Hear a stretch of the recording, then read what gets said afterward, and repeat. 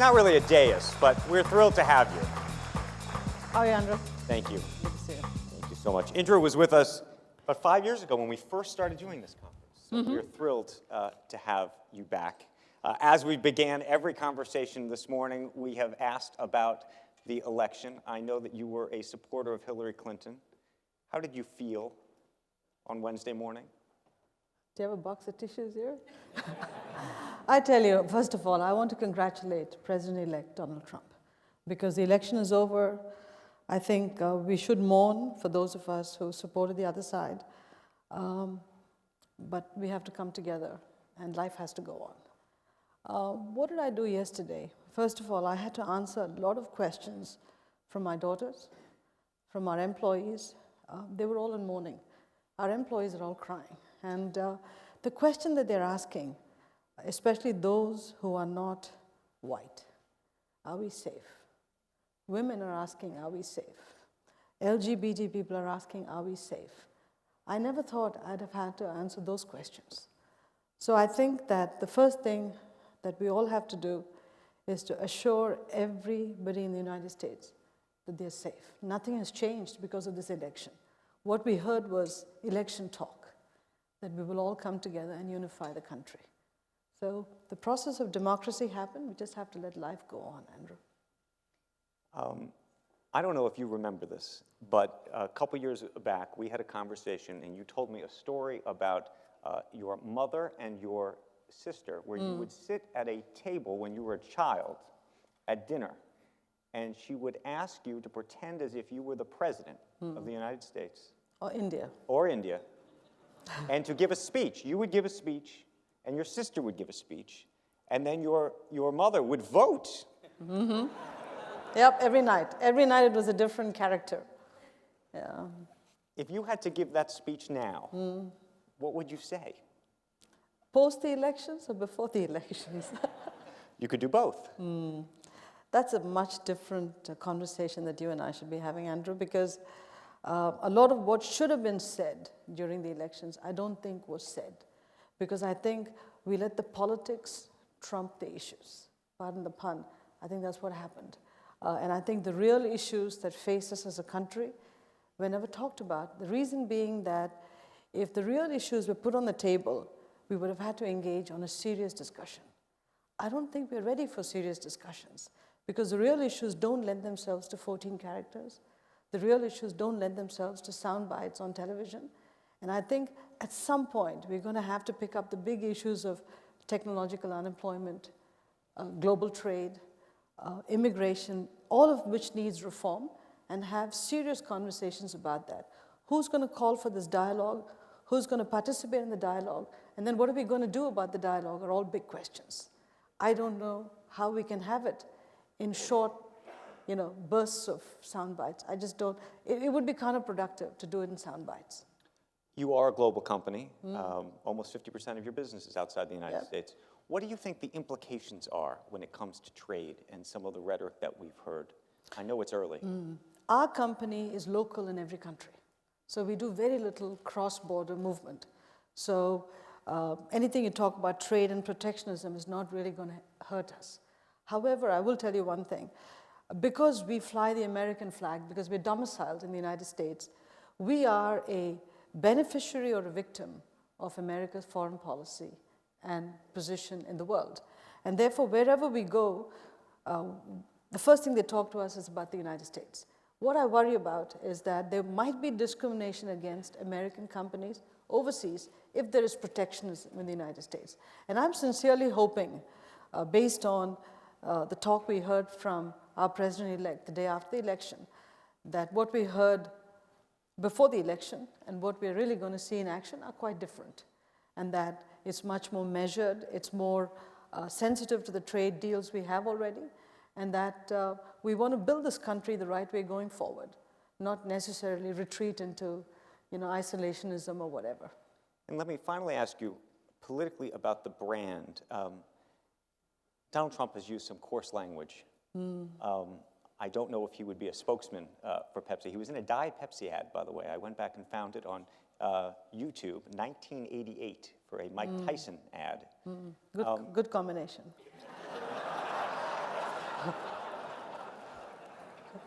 But how does it change how you think about the Pepsi brand and how you market and how you think about the way the public is thinking about issues around courses? We were talking earlier with Roger Goodell, and you're a sponsor of the NFL, and they've had some issues around domestic violence and other issues. Does this change the dialogue, the way the consumer thinks? Is there any shift in the way you look at this election and say, maybe the consumer is a little different than we thought? Forget the brand, forget the Pepsi brand. How dare we talk about women that way? I mean, I'm sure you have a wife and kids, but many of you have wives, daughters, mothers, sisters, cousins, whatever, who are women. Why do we talk that way about a whole group of citizens? I just don't understand why we should. So I don't think there's a place for that kind of language in any part of society, not in locker rooms, not in football players' homes, not in any place. And if we don't nip it in the bud, Andrew, this is going to be a lethal force that's going to take over society. I think that's wrong.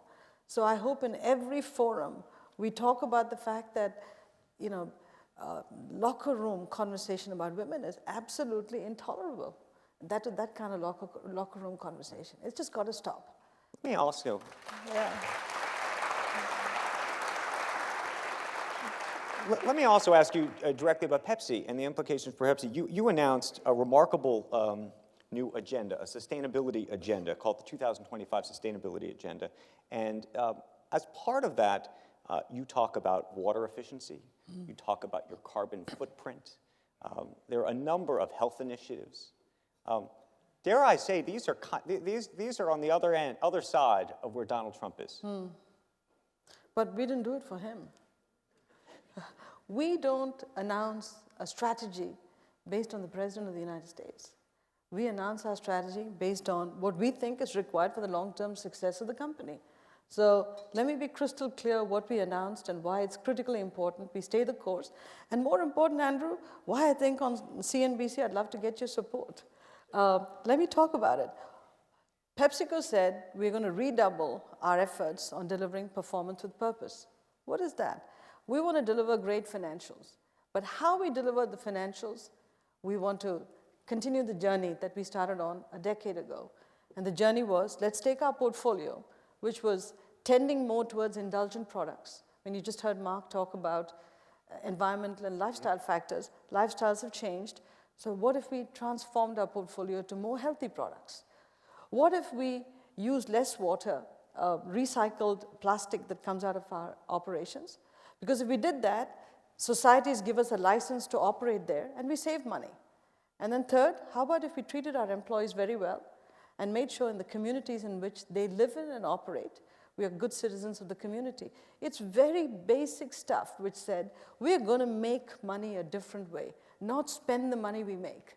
And I really don't care who's in the White House, I don't care who's in Downing Street, I don't care who's in Elysee Palace, I just don't care.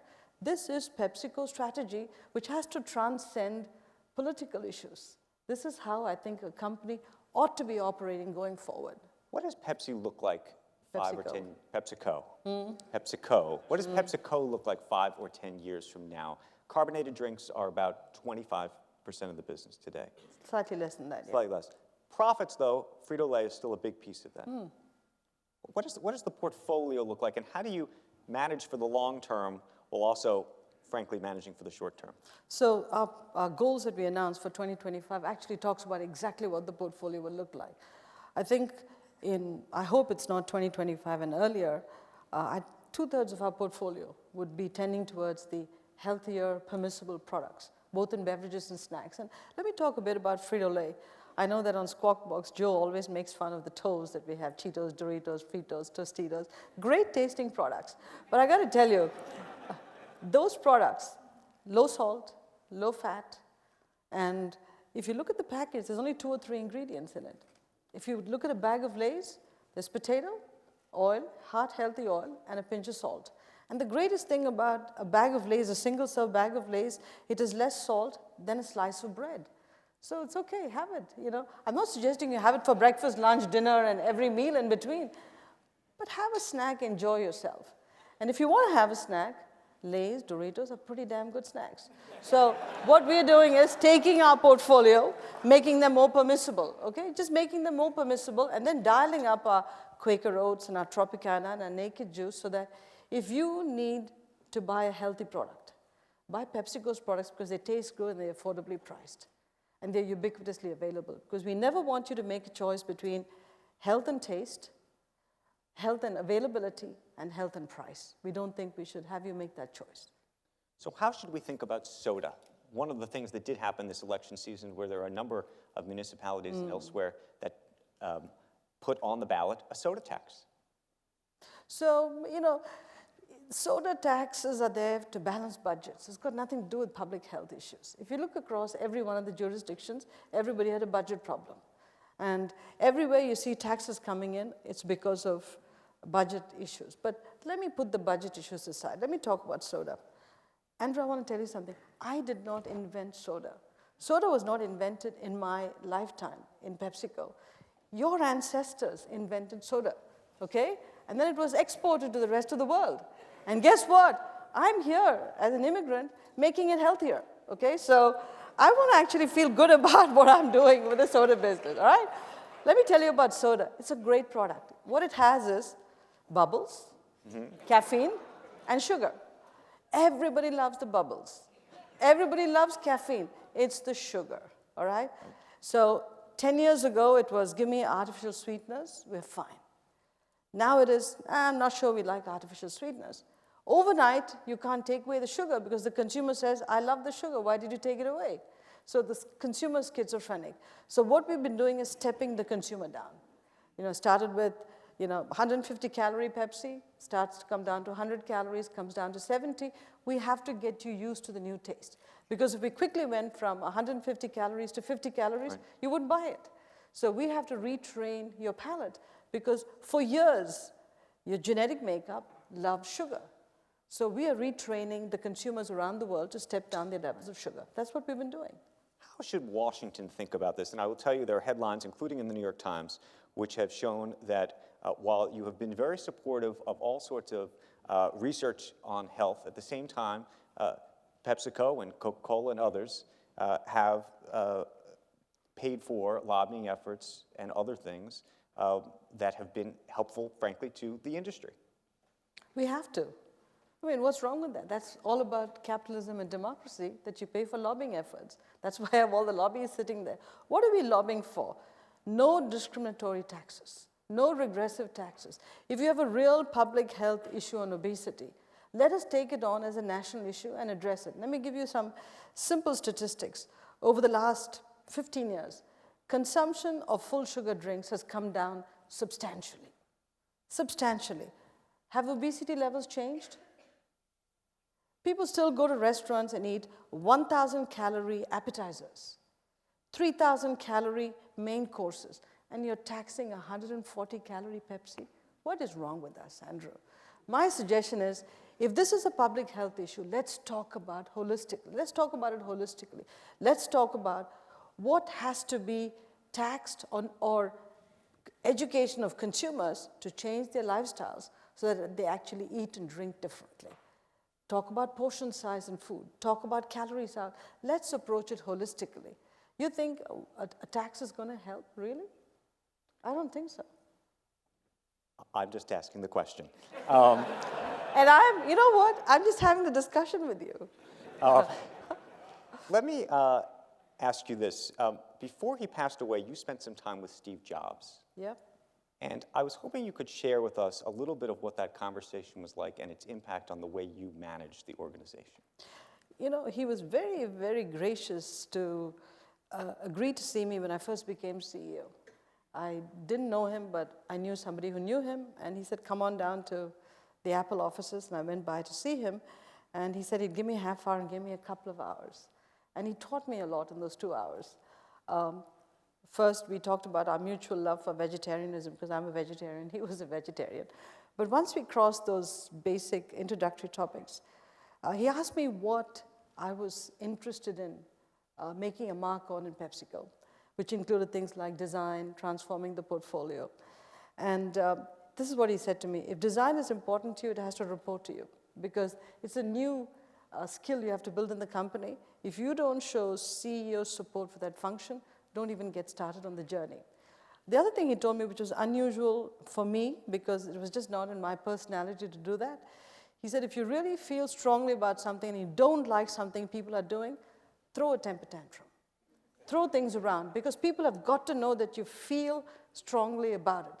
And I talked to his agency partners, and they said that if you showed Steve a campaign or showed him a design for a product, and if he didn't like it, he would throw the papers across the room and make them work all night. Now, I haven't gone that far, but I'm beginning to use certain words a little bit more freely, and I am screaming a bit more.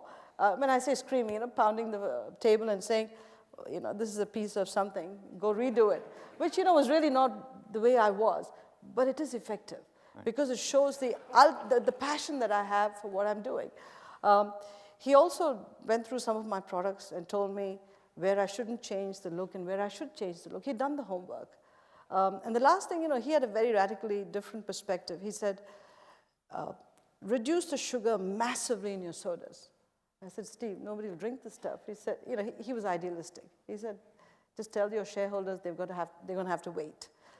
I think that's a little bit unrealistic. But, that was the conversation I had with Steve. Well, I tell you, the best couple of hours I spent with him.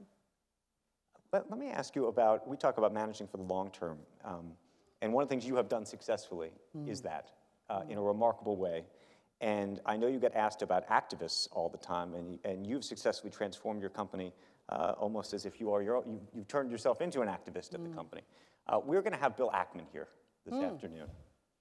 And I wanted to know, if you could sit with somebody like Bill, what would you tell them about being an activist in today's age? Interesting question. First of all, give him my regards when he comes here.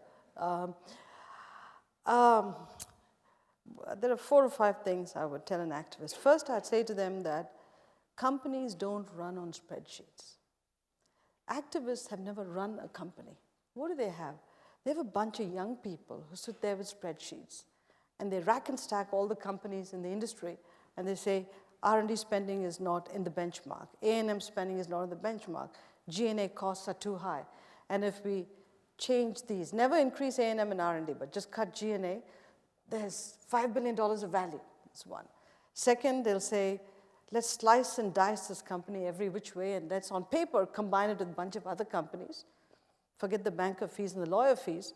They'll just say this company can deliver all kinds of alpha. And they come and write a white paper and present it to you. The first thing I say to them is companies don't run on spreadsheets. First of all, costs across companies are not comparable, even in an industry, because even G&A is recorded differently by each company. So unless you understand how a company works, don't just bring a spreadsheet. Second, don't insult a CEO and the board. I don't get up in the morning and come to work to say, how can I destroy shareholder value today? That's not what I come to do. I own 40 times my salary in PepsiCo stock. My entire net worth is tied up in PepsiCo. My home and PepsiCo is all I live for. Every day I worry about how to make this company last for a long time for the next generation. Don't go on air and say things like, this CEO doesn't know what they're doing, or the board doesn't know what we're doing. Hey, boards do their job. Especially look at our board, very, very smart board. So I tell activists, don't try to make CEOs look like fools. Don't make boards look like fools. Have constructive conversations, okay? The third thing I tell them is, media loves you, but use the media constructively.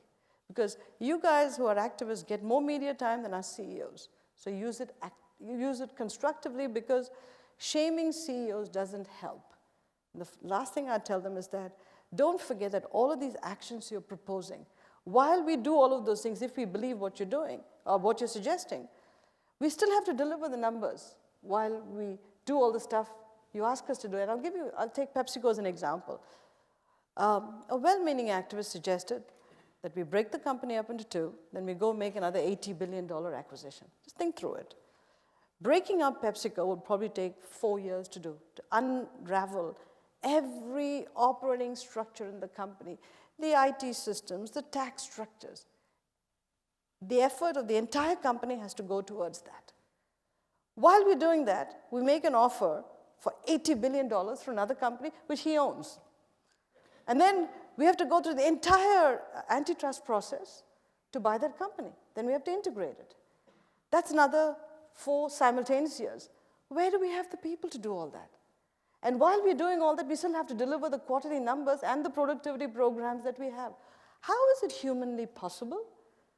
And I would tell the activists, if you've run a company, a real company, you wouldn't be proposing what you're proposing because it makes no sense. And Andrew, I want to say something. There are asset creators, asset owners, asset managers, and asset manipulators. I think asset creators get the short end of the stick. They don't get enough credit, they don't get enough support from the people that they should be getting it from. Asset managers and asset manipulators get all the attention. That has got to change because it is the fact that asset creators are not creating more and focused on managing these asset manipulators that we have job losses, and then we ask about the outcome of the election. It's all a virtuous circle, or I should say, a vicious circle. Things have to change. I will make sure to tell Bill Ackman. Thank Go right ahead. Indra Nooyi, what a conversation. Thank you so much for Thank you your all. candor. It Thank was you. spectacular. Thank you, Andrew. Very nice to see you.